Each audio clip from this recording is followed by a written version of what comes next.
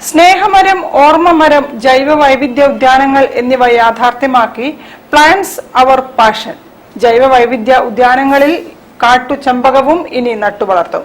Hi tech biodiversity പാർക്കുകളും smart plants പദ്ധതികളും സംരംഭം വിഭാവനം ചെയ്യുന്നതായി സാരഥികൾ പറഞ്ഞു. ഈ കൊല്ലം ഞങ്ങളുടെ പ്രോജക്റ്റ് നമ്മൾ ഓരോ പ്രോജക്റ്റുകളായിരുന്നു. ആദ്യം 1000 പിന്നെ ഫ്രൂട്ട്സിന്റെ തൈകൾ, പിന്നീട് ഔഷധ ചെടികൾ, അത് കഴിഞ്ഞതിന് ശേഷം 1000 Ignited minds and 1000 invited guest, 1000 ക്ഷണിക്കപ്പെട്ട അതിഥികൾക്ക് വേണ്ടിയിട്ട് നമ്മളൊരു പ്രോഗ്രാം നടത്തുകയും അതിലൂടെ നമ്മൾ 1,00,000 തൈകൾ വെച്ച് പിടിപ്പിച്ച് അത് ഡോക്യുമെന്റ് ചെയ്യുന്നു.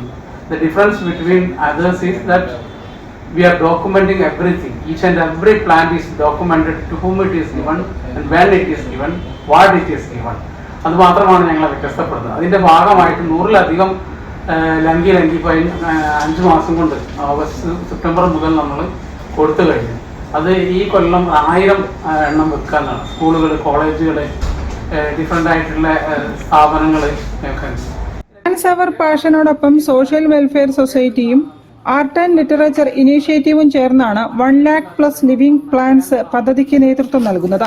ചെടികൾ നട്ട് സംരക്ഷിക്കുന്നവർക്കുള്ള പ്രോത്സാഹനത്തിന്റെ ഭാഗമായി നൽകുന്ന ക്യാഷ് അവാർഡുകളുടെ നറുക്കെടുപ്പ് ജനുവരി 26-ന് നടക്കാവ് ഗവൺമെന്റ് ഗേൾസ് സ്കൂളിൽ നടക്കുമെന്ന് ഭാരവാഹികൾ വാർത്താസമ്മേളനത്തിൽ പറഞ്ഞു. പ്രസ് ക്ലബിൽ നടന്ന ചടങ്ങിൽ പ്രസിഡന്റ് EP മുഹമ്മദിന് കാട്ടുചെമ്പകത്തിന്റെ തൈ കൈമാറി.